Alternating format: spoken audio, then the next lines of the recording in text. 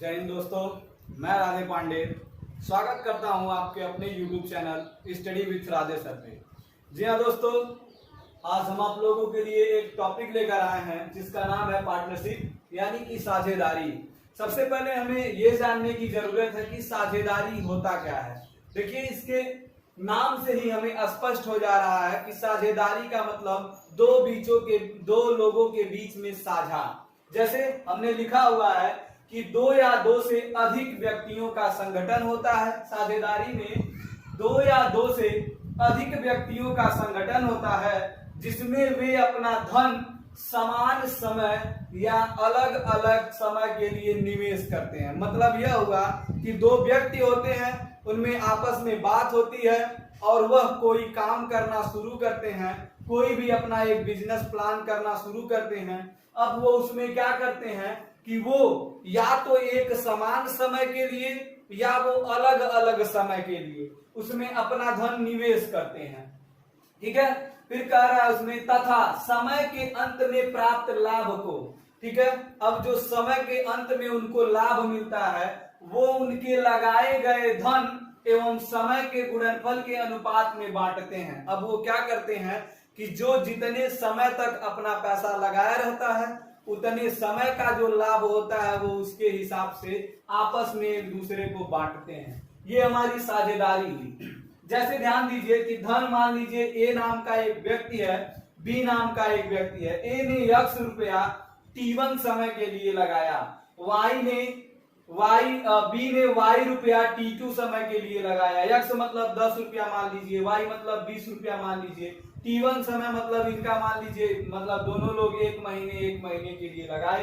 तब लाभ क्या होगा इनका, x इंटू t1 का अनुपात होगा y इंटू t1 के। मान लीजिए समय दोनों का एक समान हो गया, मान लीजिए 3 महीने का, तो समय से समय वो दोनों लोगों का बराबर रहा, तो लाभ जो होगा इन दोनों लोगों को समान अनुपात में मिलेगा, x और y के अनुपात में। मतलब जो इनका पैसा होगा उसके अनुपात में मिल जाएगा। ये हमने बताने की कोशिश किया। अब क्या होता है कि साझेदारी दो प्रकार का होता है। एक होता है सरल साझेदारी, दूसरा होता है जटिल साझेदारी। जैसे सरल साझेदारी क्या हुआ कि यदि निवेशकों के द्वारा लगाया गया धन अलग अलग समय के लिए हो तो उसे जटिल साझेदारी कहेंगे। जैसे मान लीजिए कि यह x रुपया 5 महीने के लिए लगाते हैं और ये y रुपया 10 महीने के लिए लगाते हैं, तो अब क्या होगा कि इनका जो धन हुआ वो अलग अलग समय के लिए होगा। तो यह साझेदारी जटिल होती है, थोड़ा कठिन हो जाती है, क्योंकि इनमें क्या होता है बराबर नहीं हो पाता, बराबर समय का नहीं होता, तो थोड़ी उलझन होती है, इसलिए इसको जटिल साझेदारी कहते हैं। लेकिन सरल क्या होगा कि इसमें निवेशकों के द्वारा लगाया गया धन समान समय के लिए हो तो उसे सरल साझेदारी कहते हैं। मतलब इसमें जो हमारा क्या होता है कि दोनों लोग अपने पैसे को समान समय में लगाएंगे तो वो हमारा सरल साझेदारी हो जाता है। यह होता है साझेदारी। सबसे बड़ी इंपॉर्टेंट बात यह होती है कि सरल साझेदारी में जो धन का अनुपात होता है वही आपके लाभ का भी अनुपात होता है। ठीक है, अब इसके बाद हम आपको क्वेश्चन के माध्यम से समझाएंगे कि साझेदारी होता क्या है, इसके क्वेश्चंस क्या क्या एग्जाम में आते हैं, उस पे हम लोग फोकस करेंगे। ध्यान दीजिएगा, क्वेश्चन आ गया, क्वेश्चन के माध्यम से हम इसको समझते हैं कि क्वेश्चन में यह है कि ए बी सी क्रमशः 26,000, 34,000 तथा 10,000 रुपए लगाकर व्यापार शुरू करते हैं। 3500 रुपए के वार्षिक लाभ में बी को कितना रुपया मिलेगा। क्वेश्चन देखिए, हमने कई बार आप लोगों को यह बताने की कोशिश किया है और बताया है कि जब हम क्वेश्चन को पढ़ते हैं तो उसी से हमें स्पष्ट हो जाता है कि क्वेश्चन कह क्या रहा है और इसको हम सॉल्व कैसे करेंगे, लगाएंगे कैसे। क्वेश्चन में यही है कि ए नाम का व्यक्ति, बी नाम का व्यक्ति और सी नाम का व्यक्ति, तीन व्यक्ति थे, तीनों मिलकर व्यापार शुरू करते हैं। ए जो होता है उसमें 26,000 रुपए लगाता है यानी 26,000। ठीक है, बी जो होता है उसमें 34,000 यानी 34,000 तथा जो सी होता है वो 10,000 10,000 जो होता है वो मिलाकर व्यापार शुरू करते हैं। ठीक है, अब वो क्या होता है कि 3500 रुपए यानी 3500 कि एनुअल प्रॉफिट में यानी वार्षिक लाभ में जो बी नाम का व्यक्ति है वो कितना पाता है। ध्यान दीजिए कैसे लगेगा। ए हो गया, बी हो गया, सी हो गया। ए ने कितना लगाया 26,000, इसने कितना लगाया 34,000, इसने कितना लगाया 10,000। ध्यान देंगे सब लोगों ने कितने लिए लगाया वार्षिक लाभ। वार्षिक लाभ मतलब पैसा जो इन्वेस्ट हुआ, पैसा जो लगा वो केवल 1 साल के लिए लगा। कितने साल के लिए लगा 1 साल के लिए लगा। अब हम क्या करेंगे कि पैसा 1 साल के लिए लगा तो हम इन लोगों का पहले ये जितने जीरो हैं इनको काट लीजिए।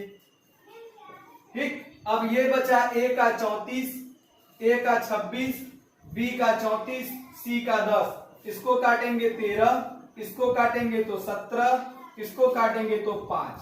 ध्यान दीजिए कि इनको इनको इनको यानी तीनों का जो यूनिट हुआ यानी तीनों मिलकर कुल कितना रुपया लगाए। अगर हम इन जीरो को कैंसिल कर लेते हैं तो तीनों मिलकर 17, 13, 30, 5, 35 यानी टोटल जो हुआ इन तीनों का मिलकर वह 35 हुआ। कह रहा है बी को कितना मिला यानी पैसा टोटल लाभ का कितना था 3500। अब ये जो था 3500 का हम क्या करेंगे कि बी जो है वो 17 हिस्सा पाएगा। टोटल भाग 35 का है, इसको काटेंगे ये होगा 100। अब हम इसमें गुणा कर लेंगे तो 17 का 1 में गुणा होगा तो ये हो जाएगा 1700। यानी जो बी को हिस्सा मिला वो कितने रुपए का मिला बी को 1700 रुपए बी को मिला। कितना मिला 1700 रुपए बी को मिला। यह होता है आपको क्वेश्चन ऐसे समझ लेना होता है। एक बार फिर से समझ लीजिए कि क्या होगा कि 26,000 रुपए ए ने 1 साल के लिए लगाया, 34,000 रुपए बी ने 1 साल के लिए लगाया, सी ने 10,000 रुपए 1 साल के लिए लगाया। हम जितने नंबर कटने लायक होते हैं काट के इनको छोटा कर लेते हैं। अब क्या होता है कि बी का हिस्सा पूछ रहा है तो बी का हिस्सा यानी लाभ 3500 रुपए का ये सबका है। जो 3500 रुपया लाभ हुआ उसमें ए भी शामिल है, बी भी शामिल है और सी भी शामिल है। तो कह रहा है कि बी अपना 17 इन्वेस्ट करके कितना पाता है। तो अब वो क्या होगा कि हम इन तीनों को जोड़ लेंगे तो ये टोटल यूनिट मिल जाएगा। इसमें से हम बी के हिस्से को 3500 में से निकाल लेंगे तो 17 बटे 35 होगा यानी 35 में बी का नंबर 17 है और 3500 का लाभ हुआ। तो अब हम क्या करेंगे 35 से इसको काटेंगे 100 बार, 100 बार जाएगा। 100 का 17 में गुणा करेंगे 1700 यानी बी को 1700 रुपए मिला। इसी प्रकार से अगर सी का पूछता है, इसी प्रकार से अगर सी का पूछेगा तो आप क्या कर देंगे 3500 गुणे सी का 5 बटे 35 ये कटेगा तो ये 100। 100 में 5 का गुणा होगा तो सी को कितना मिल जाएगा 500 रुपए सी को मिला। ठीक है, इसी प्रकार से हम ए का भी निकाल लेंगे 13 बटे 35 करके। तो ए को जो होगा आप ऐसे डायरेक्ट जान लीजिए कि 1300 रुपए मिलेगा। आई बात समझ में। यह होता है क्वेश्चन लगाने का सबसे आसान तरीका। दूसरे क्वेश्चन के माध्यम से सवाल समझते हैं कि गोपाल ने 3000 रुपए लगाकर व्यापार शुरू किया। ये गोपाल हो गए, इन्होंने कितना लगाया 3000 रुपए लगाया, व्यापार शुरू किया। ठीक है, 6 महीने बाद दिनेश, अब भैया दिनेश भी आ गए।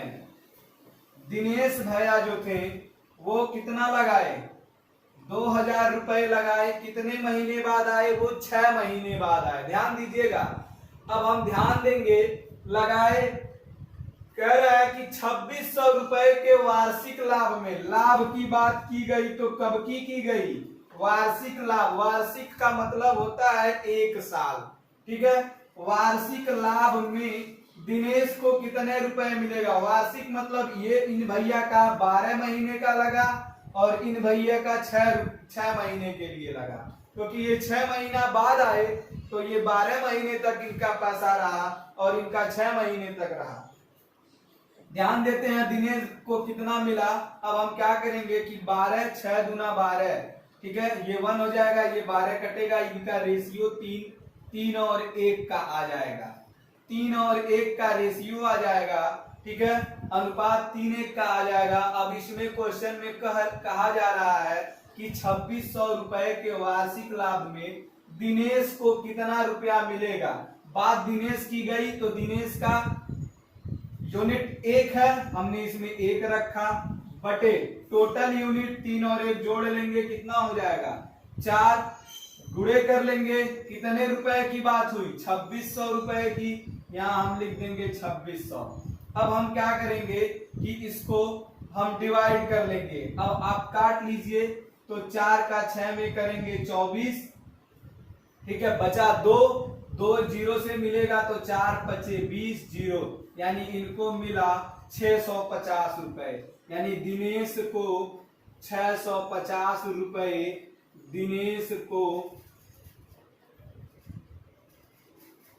दिनेश का हिस्सा होगा, 650 रुपए दिनेश का हिस्सा होगा। अब डायरेक्ट आप या तो ऐसे निकाल सकते हैं 3/4 करके, तो 650 में 3 का गुणा कर लेंगे तो आपको मिल जाएगा गोपाल का हिस्सा, या आप 2600 में से 650 घटा लेंगे तो आपको दिनेश गोपाल का हिस्सा मिल जाएगा 2600 के लाभ। 2 तरीके से आप गोपाल। चलिए, ए बी सी ने 8000 रुपए, 4000 रुपए तथा 8000 रुपए लगाकर व्यापार शुरू किया। यानी ए जो थे वो 8000 लगाए, बी ने 4000 लगाया और सी ने 8000 रुपया लगाया, और तीनों ने मिलकर व्यापार शुरू किया। 6 महीने बाद क्या हुआ कि कुछ हुआ उनके व्यापार में कि ए क्या किया कि 6 महीने बाद वो व्यापार से हट गया, 6 महीने बाद व्यापार से हट गया। व्यापार 8 महीने तक चला तो 8 महीने में उन्हें 4005 रुपए का लाभ हुआ। अब बताइए उसमें बी को कितना रुपया मिलेगा। हम क्या करेंगे, ए बी सी का पैसा लगाएंगे, ए का 8000, बी का 4000 और सी का भी 8000। कितना रुपया हुआ। ए जो था वो 6 महीने तक ही काम किया, तो हम जाहिर सी बात है उसका 6 महीने लिखेंगे।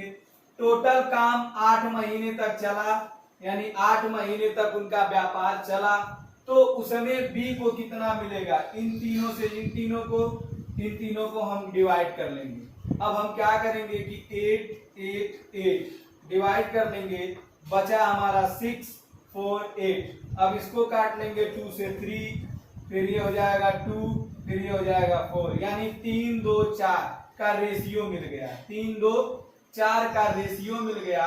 क्वेश्चन में ये कहा जा रहा है कि बी को कितना रुपया मिला, कितने में 4005 रुपए में। अब ध्यान देंगे 3 2 4 तीनों को जोड़ लेंगे तो 4 2 6 और 9, यानी टोटल 9 होगा इन तीनों का रेशियो को जोड़ने पर।